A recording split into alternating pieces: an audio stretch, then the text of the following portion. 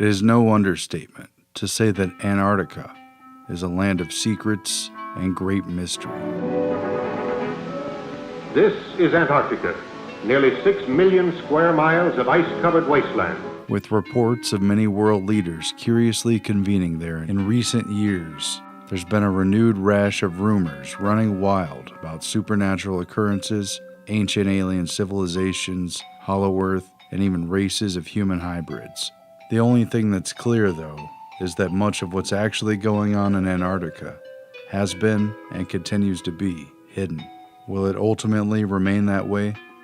Here's what we found.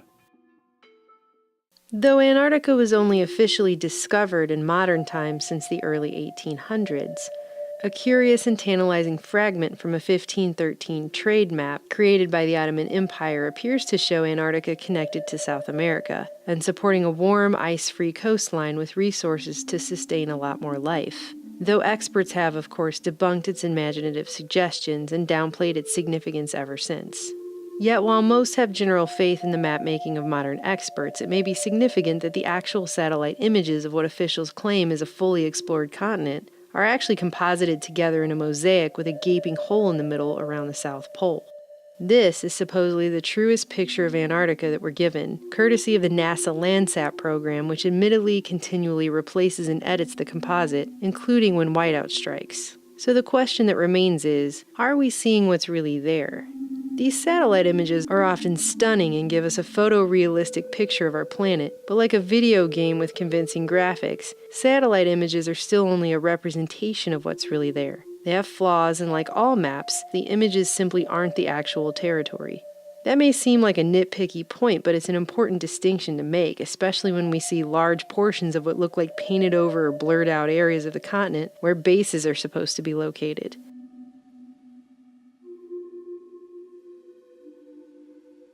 Considering even super secretive Area 51 shows up pretty clear on Google Earth, you have to ask yourself, what's really in Antarctica that in 2017 we still supposedly don't have sophisticated enough technology for the general public to see it?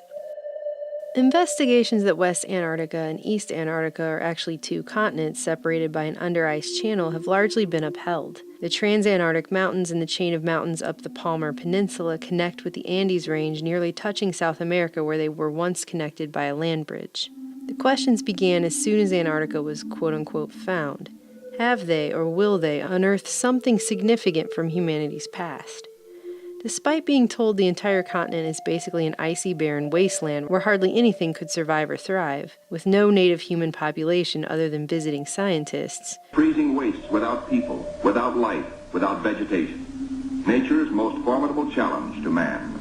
Earlier reports show this is simply not the case. All the way back in 1893, Captain Larson reported discovering petrified wood and worms on Seymour Island, as well as a captivating area with dozens of clay balls placed on top of what looked like pillars, which had the appearance of having been made by the hand of man. But these were later dismissed as basalt that happened to collapse into the appearance of carefully sculpted clay balls on top of pillars. Between 1928 and 1930, then Commander Richard Byrd completed the first of 5 major modern expeditions to explore the Antarctic, and right away his team were captivated by evidence that there had once been a warmer climate while they were surveying vast tracts of otherwise icy land at the bottom of the earth. This expedition, which cost $400,000, was financed by Edsel Ford and John D. Rockefeller Jr., among others.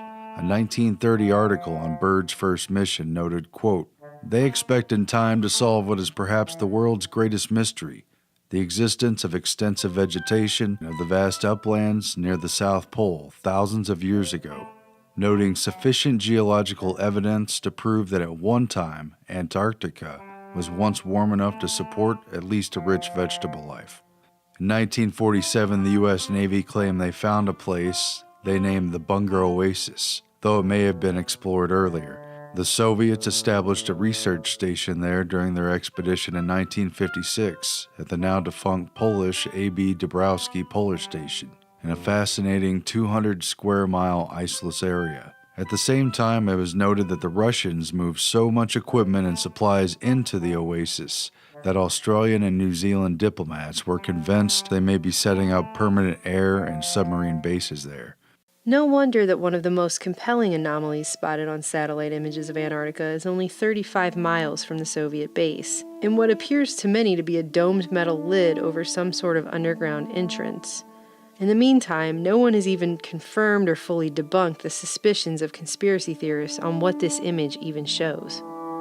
Throughout further wide-scale explorations in the 40s and 50s, scientists on military expeditions reported finding ice-free oases with waterfalls cascading down rocky cliffs into dry valleys containing freshwater lakes on the interior of the continent, mountain ranges reaching thousands of feet above icy wastes, fossilized trees, and even the remains of petrified forests.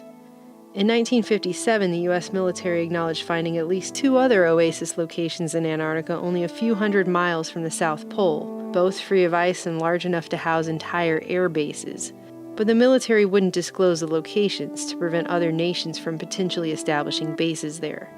These oases reportedly have a radically different climate from the rest of the continent, places free of ice and snow where the soil can reach temperatures of 77 degrees Fahrenheit at midday, and warm winds blow over freshwater lakes where strange specimens grow. While transversing the interior, a seismologist gave his account in 1958 of coming across a fresh lake 100 yards across with pinkish flowers growing in the bottom of it, which he could not identify. Experts have concluded these areas could sustain year-round human settlements, yet these highly contrasted landscapes are often difficult to spot when browsing through satellite imagery for whatever reason. Antarctica's past life as a tropical oasis is further upheld by the discovery of geothermal heated lakes, where almost any form of life could have survived and even continued up until this point, even while the rest of the continent froze over. The Russians at Vostok Station confirmed the discovery of a huge freshwater lake buried nearly 2 miles under the ice cap that they named Lake Vostok. It has attracted a great deal of attention ever since they've successfully drilled through the ice cap and collected active biological samples of living bacteria from a liquid lake that has otherwise been an isolated ecosystem for what scientists claim is as much as 15 million years. Located at the so-called South Pole of Cold, Lake Vostok is nearly as big as Lake Ontario, and at 6,000 square miles in surface area, 160 miles in length, and 30 miles of width. It measures to an astounding depth of more than 2,600 feet at some points, and scientists claim they've found more than 3,500 life forms, as well as rich fossil evidence from a time that they've up until now known nothing about. Even more curious, however, was the confirmed discovery of a huge magnetic anomaly on the east coast of this underground lake that spans a vast 65 by 47 miles. Mainstream scientists hypothesized that a thinning of the Earth's crust at that location caused the anomaly, while others suggested a meteorite hit there, while still others suggest that the dimensions of such a significant magnetic anomaly could signify a lost city on the shores of the underground lake. With so much secrecy shrouding Antarctica, do you think the public would be told if something were found there? Interestingly, it parallels the plot to the film 2001: A Space Odyssey. Scientists on the moon unearth a vast tychomagnetic anomaly that proves to be a monolithic signal device from an unseen extraterrestrial race. Hundreds of these subglacial lakes are known to exist, and most remain still unexplored. However, when scientists drilled into the ice cap of a much shallower and smaller subglacial lake known as Lake Whillans, they found living jellyfish, crustaceans, and even 8-inch translucent pink fish, and what they said was an old ecosystem eroding from the ice hovering above the lake. These finds and more continue to fuel speculation, as they have over the past century, that Antarctica is holding on to secret links to mankind's past, and possibly the remnants of ancient civilizations which could have resided there in warmer times. Despite the appearance of being completely peaceful and solely dedicated to international cooperative scientific research, and despite the public being repeatedly told for decades that Antarctica officially holds, quote, no military value, The massive continent and its surrounding islands in the polar region are of great strategic significance. The place doesn't just lay idle and ownerless. And this surrounds perhaps the biggest secret of Antarctica, an open and rather obvious one. The 1959 Antarctic Treaty, signed by a dozen nations that include the U.S., Argentina, Australia, Chile, New Zealand, Norway, Russia, France, and the United Kingdom, put in place the appearance of a harmonious international atmosphere where Cold War hostilities are rejected and peace is permanent. But in reality, major military forces remain embedded there, outwardly serving as the custodians of man's activities on the continent. And it remains true with now 53 signatories. Significantly, the 1959 treaty immediately followed the 1957-1958 International Geophysical Year, which organized dozens of nations to participate in the Antarctic and other parts of the globe to establish permanent scientific bases and conduct unprecedented exploration and experimentation. The recommendation to make 5758 an IGY event was initiated by astrophysicist Dr. James Van Allen, who was working with the Navy to test his developing theories about the geomagnetic forces that surround the planet, including the intense bands of harmful radiation that bear Van Allen's name. Meteorologist and Navy contractor Harry Wexler was working closely on this research as well, and was appointed chief U.S. scientist for the International Geophysical Year, which created a dual pretext for upper atmosphere tests and weather experiments that served both military and scientific interests, and for creating a permanent military backbone that could provide continuous support for bases, transport, and logistics. The main job that faced the Seabees during the second year at Antarctica was the building of 5 new bases. Each of these stations would supply vital information to the various scientific projects of the IGY program. Science gave the U.S., Russia, and Great Britain's military the justification needed for a permanent mission in the South Pole.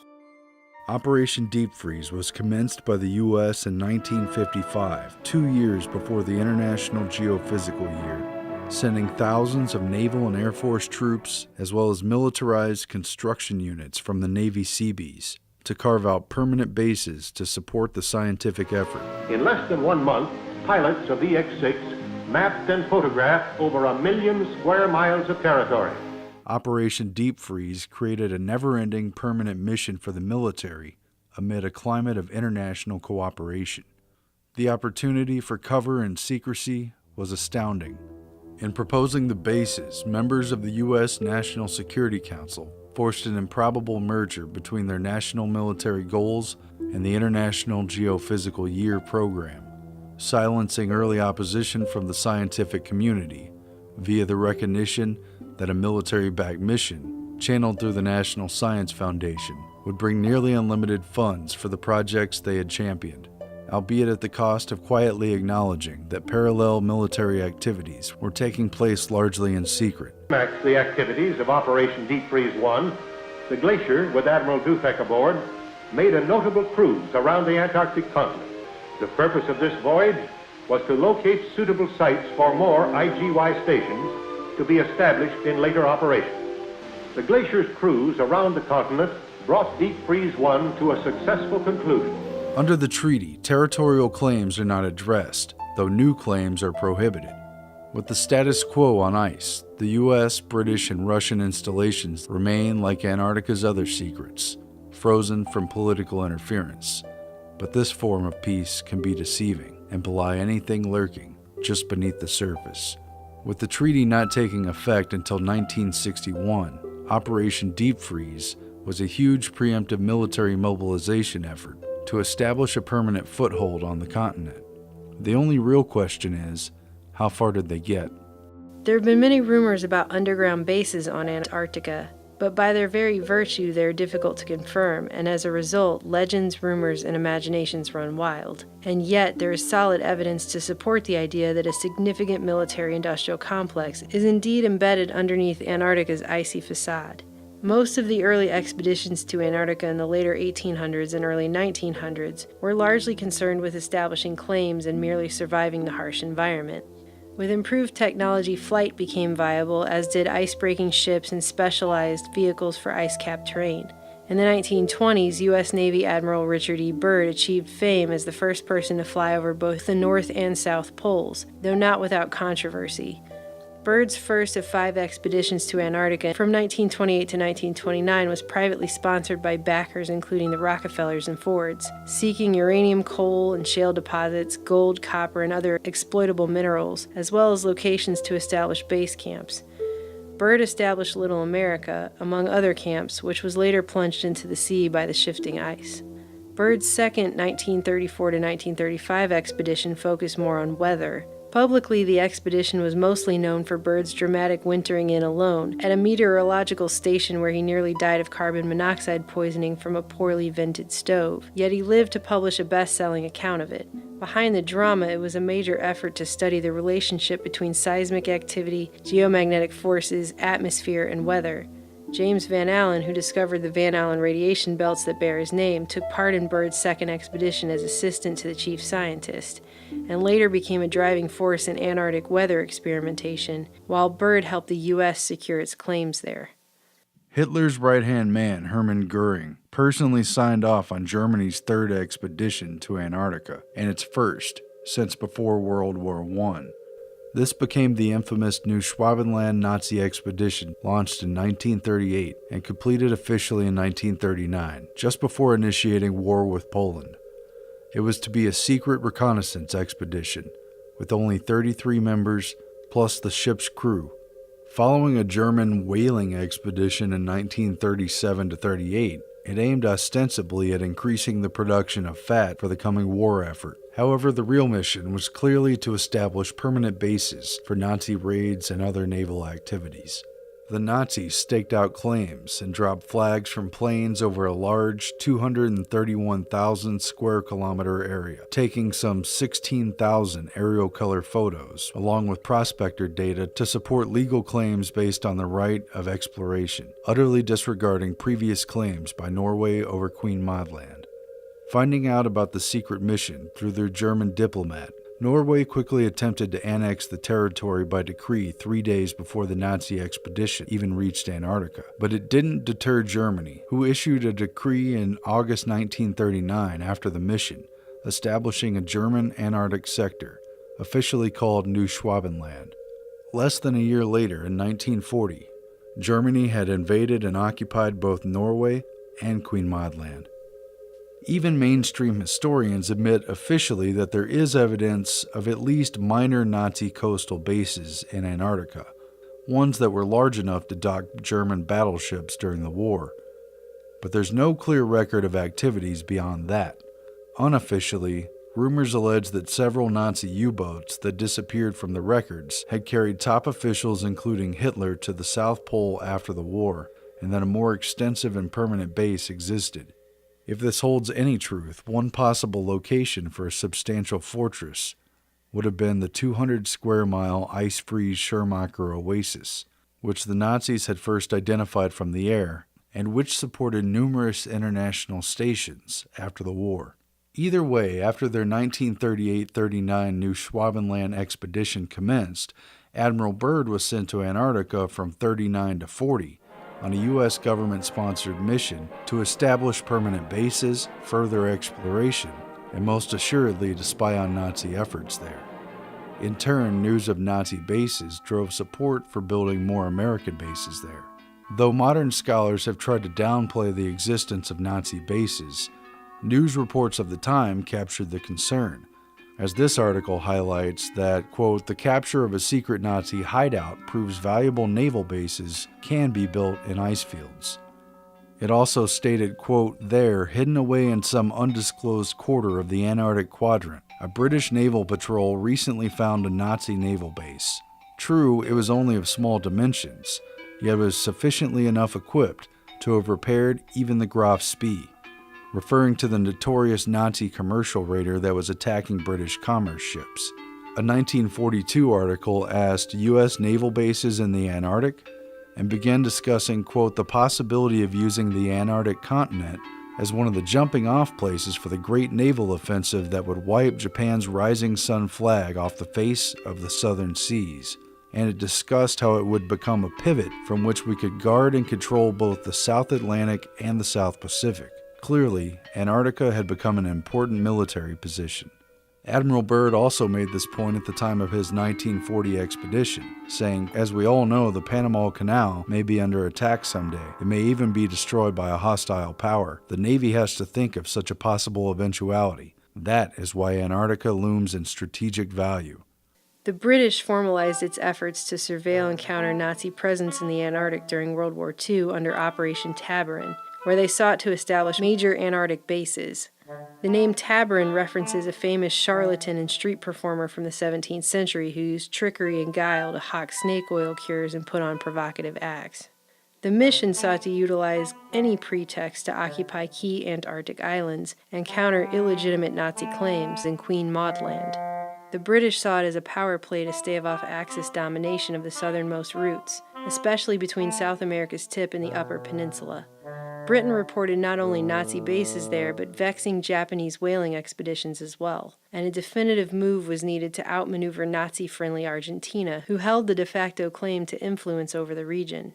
The British occupied several key positions, including Deception Island, a tiny donut-shaped piece of land known for having the only ideal sheltered anchorage in Antarctica, but also host to an active volcano under its calm waters, as well as Hope Bay, an ice-free coast on the tip of Palmer Peninsula, as well as the more northern Falkland Islands, which it had first claimed in 1908. In short, this is closely related to why Britain felt strongly enough about the place to fight a war with Argentina for the Falkland Islands in the 1980s, long after Britain's empire had supposedly faded.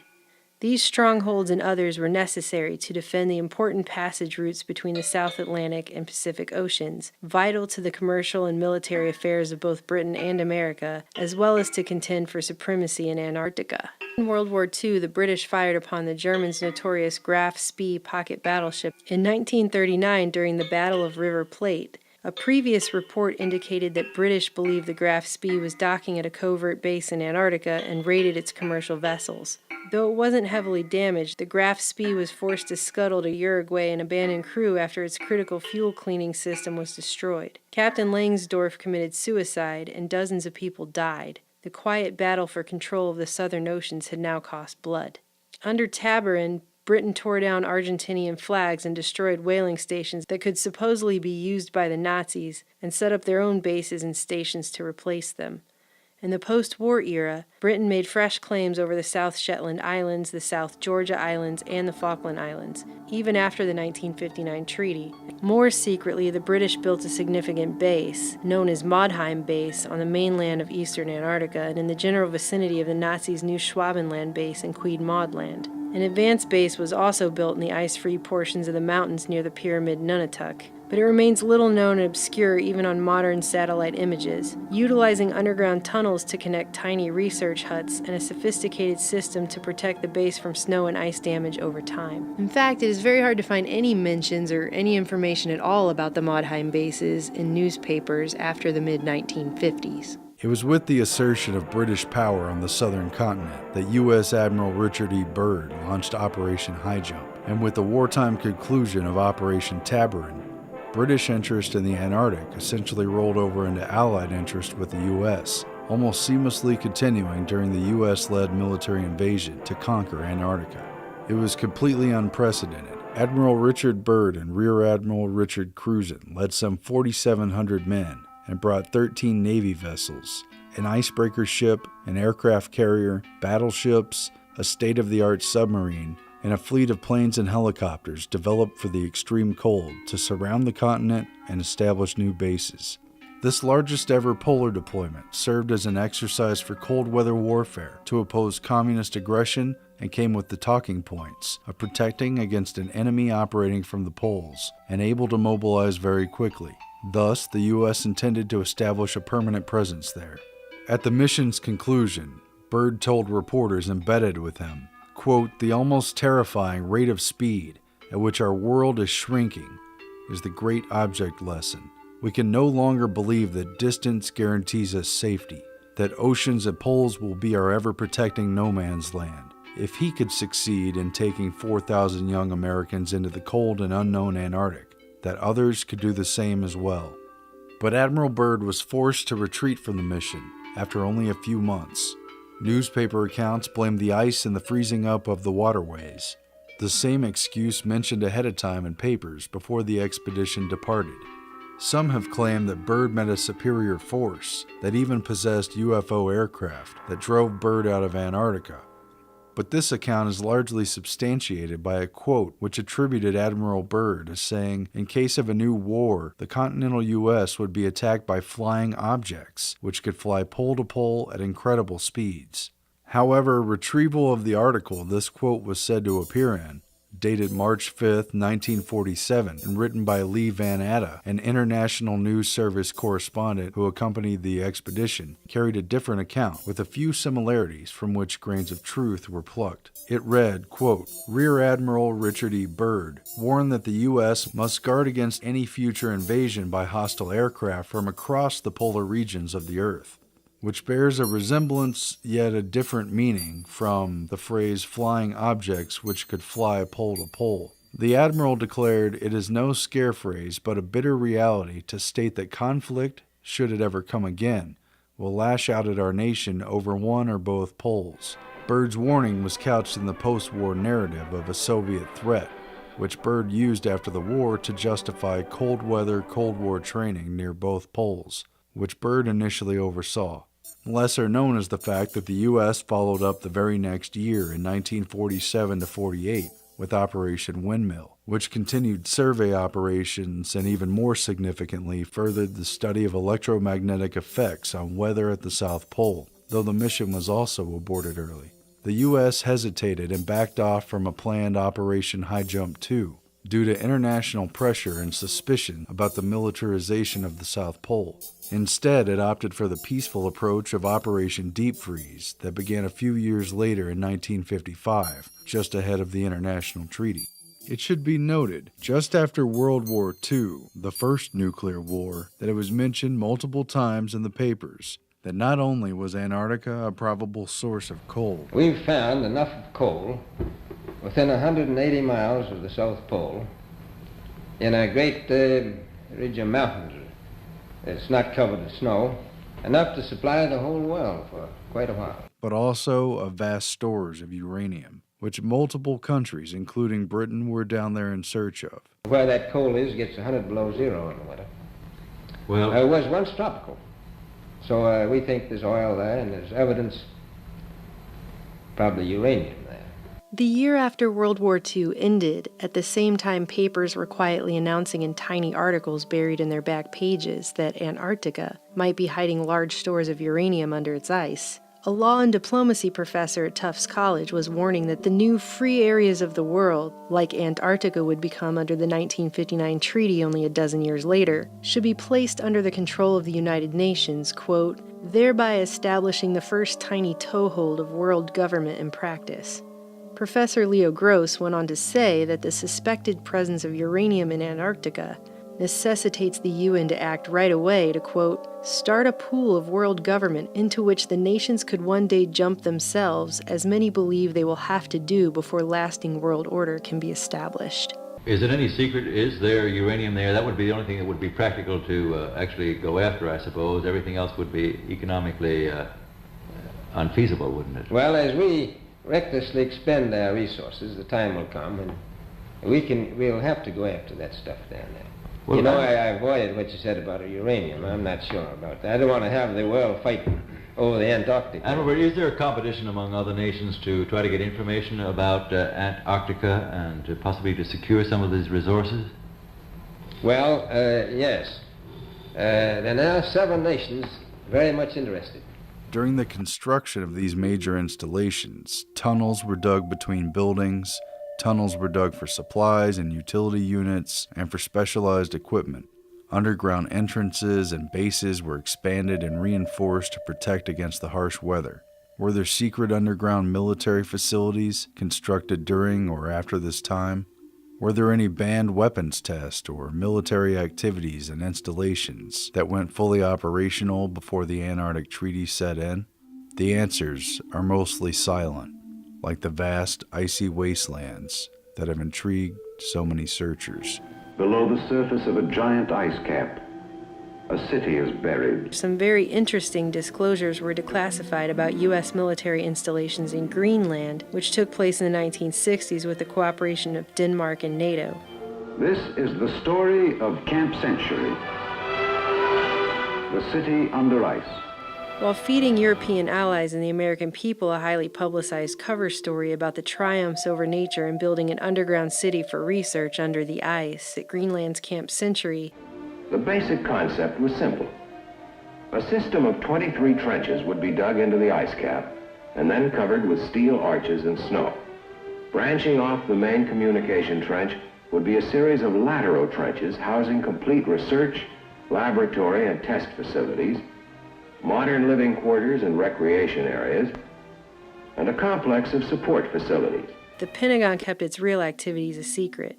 Only later did the truth about top-secret Project Iceworm surface. The Pentagon was attempting to put in place mobile nuclear launching sites that would utilize thousands of miles of tunnels to station ICBMs from theoretically random positions, all without Denmark's knowledge or consent. Later, an escape hatch would be placed at the end of a small wooden form for an emergency exit. Were similar installations attempted in Antarctica? Like Greenland's Camp Century, Antarctica's McMurdo and Byrd stations also featured a nuclear reactor, as well as under-ice tunnels. 16 of these escape hatches were strategically located throughout the various tunnels. The inconvenient fact is that the U.S. lied to its international allies about nuclear weapon sites in Greenland, so it's fair game to question whether they did the same in the seemingly peaceful and cooperative atmosphere of frigid ice and penguin research. The same questions apply to Admiral Byrd's equally publicized Operation Icebox, a tentative plan to partner with private corporations and bury food surplus in Antarctica. Perhaps it was just another cover for building an extensive underground tunnel system. It was talked about in interviews and papers from the time, but seemingly never materialized. This diagram shows how they can effortlessly dig a continuous trench, then place shipping containers and rebury for long-term storage. The article advertised, quote, "We plan to bury a cache of 100 loaves of bread every year over the next 100 years. We won't be here to finish the experiment, but our great-grandchildren will. We could create a permanent icebox for our food surpluses in the Antarctic, save on storage, and contribute a great act of international goodwill." Again, Greenland may be a blueprint for what was attempted in Antarctica. It should also be noted that the 1961 Atomic Energy Commission had completed an extensive labyrinth of underground tunnels in the Nevada desert for the purposes of underground nuclear testing. The agency told the AP at the time, quote, "The tunnels are being constructed for any use deemed necessary if and when the administration decides to resume nuclear testing." During Operation High Jump, an Arctic submarine laboratory was dispatched to Antarctica from a California naval base where it tested under-ice operations with great success. This was a pivotal moment for underwater and polar warfare. Prior to launch, Admiral Byrd contacted Dr. Waldo Lyon, the top naval warfare submarine guy at their San Diego base, to ask him if there was any research he wanted to do in conjunction with the expedition. Lyon asked to test a new submarine in the ice-filled waters, and so they did. This Antarctic deployment was the first major field trial for subarctic submarine conditions, with success leading to new capabilities such as breaking through ice to surface and launching a nuclear warhead from underwater in range of Cold War targets anywhere on the map. Moreover, thousands of men were deployed to DEW-line distant early warning stations in North Canada and Greenland, and to submarines and aircraft patrolling the Bering Sea and northern Arctic waters under training originally supervised by Admiral Byrd.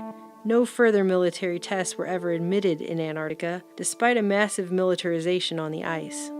And what came of the breakthroughs in ice core drilling, ice melting cryobots, deep-sea sea lab experiments designed for Arctic waters, and the 500-meter depths of its continental shelf?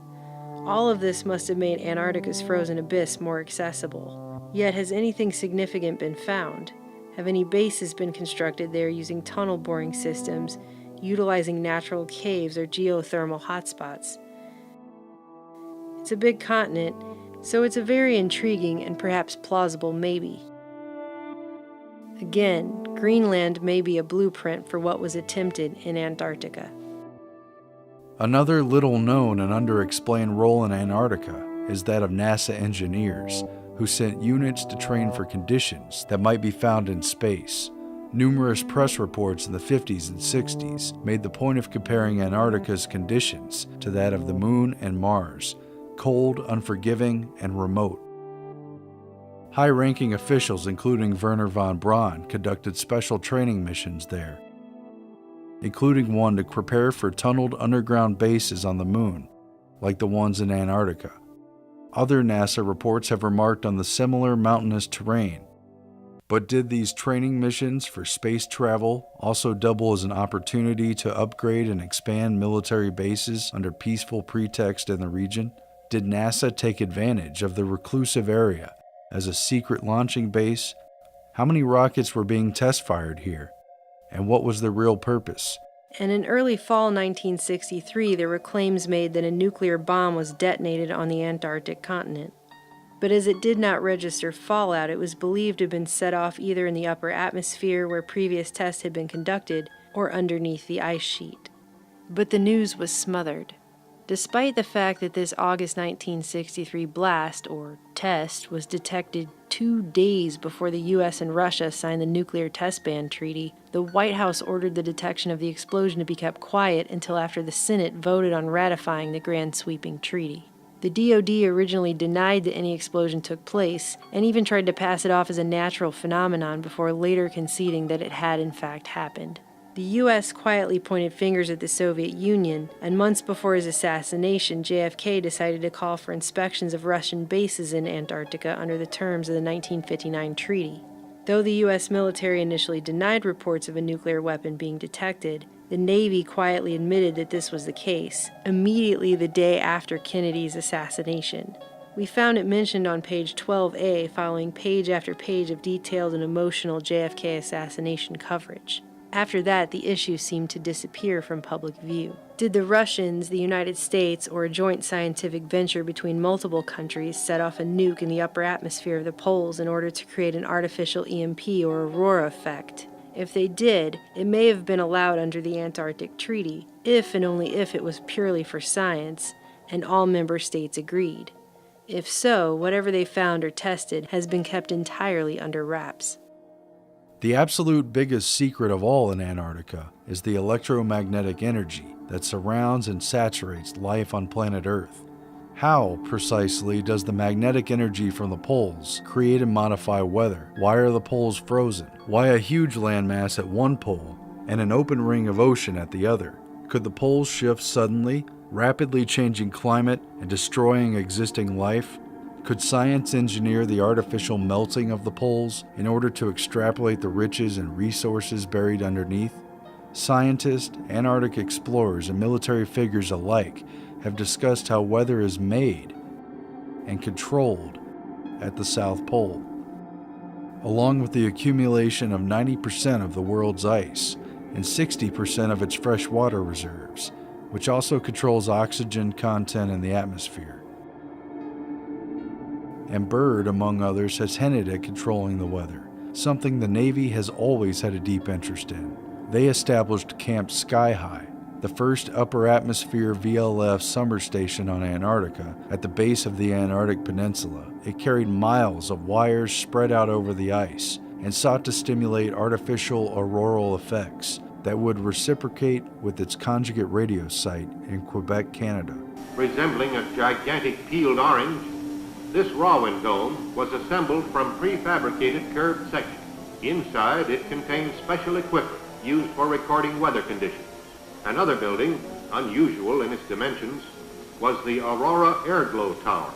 Skull and Bones journalist and op-ed extraordinaire William F. Buckley visited the South Pole and remarked on its use for weather control, interacting with scientists studying hydrodynamics of the Earth's core, as well as geomagnetic effects on weather. Harry Wexler, the chief U.S. scientist who was experimenting with weather control, was put in charge of the International Geophysical Year in 1958. This was the same year that Harry Wexler saw his plans for bombarding the ionosphere with nuclear weapons undergo live tests in the Navy's 1958 Operation Argus, creating an artificial aurora burst hundreds of miles away at magnetic correlates from the firing positions. The Earth itself is a magnet. It acts as a dipole surrounded by a field of magnetic force. We see that the magnetic field extends a great distance from the Earth. Any one of these field lines can be thought of as lying in a shell. Advances in understanding the electromagnetic shield that protects the planet lent themselves to military attempts to manipulate the weather. The Navy confirmed that it could black out satellite and radio communications with high-altitude explosions, eventually creating an EMP. What were their plans at the South Pole? Wexler was deep into this weather manipulation stuff, and leading the 1957 to 58 International Geophysical Year as chief U.S. scientist is very telling of the research objects of Antarctica. In his papers, Wexler had detailed specific designs for planetary scale manipulation of the Earth's climate, using short and long-term radiation, and inducing artificial worldwide climate change. Another of his plans was to set off enough hydrogen bombs in the Arctic Circle to melt the ice and increase the world's temperature. Or conversely, Wexler proposed launching a fine powder into equatorial orbit to reduce the Earth's temperature with permanent Saturn-like rings. He also formulated a detailed plan for bombarding the atmosphere with chlorine or bromine and punching a hole in the stratospheric ozone layer, proven to work in military tests, only to oppose the same plan later. Wexler was on a working vacation at the elite Woods Hole Oceanographic Institute with which he was affiliated when he died unexpectedly of a heart attack in 1962 at the young age of 51. Just months earlier, he gave a final speech to Woods Hole titled On the Possibilities of Climate Control, explaining the mechanisms not just to seed a few clouds, but to permanently control the Earth's climate. The terms of the 1959 Antarctic Treaty, barring military activities and preserving the world south of the 60° south latitude line for science, does not apply to U.S. Navy operations on the open seas. If any kind of atmospheric heater, HARP device, or SBX-1 radar device, or even a nuclear submarine is used to manipulate or alter weather offshore, there's no jurisdiction over its activities there outside of military doctrine and secret government control. And then there's the totality of it all. Support for international scientific research trumps all other considerations in Antarctica. Or perhaps it has provided the ultimate cover for maintaining a massive, permanent, off-limits continent that is 1.5 times the size of the U.S., and within which they can run black projects away from the prying eyes of almost everyone else on the planet. Between the big push with Operation High Jump in 1946, where at least 190 Americans were left behind to continue operations, on through the next 15 years when the U.S. Navy and Air Force became the de facto custodians of the southern continent, the military took responsibility for at least 5 American permanent research stations with underground facilities, multiple atomic reactors, living quarters, and supply and transport for thousands of scientists around the continent. Great Britain had multiple expeditions to Antarctica during the late 1800s, the early 1900s, in World War I, and with classified operations during World War II, after which they never left, and their actions on the continent during that time are even less publicized. Russia, then the Soviet Union, has maintained permanent residence down there since World War II as well. And again, in the spirit of international scientific cooperation, Antarctica never saw the Cold War the rest of the world lived in fear of for decades.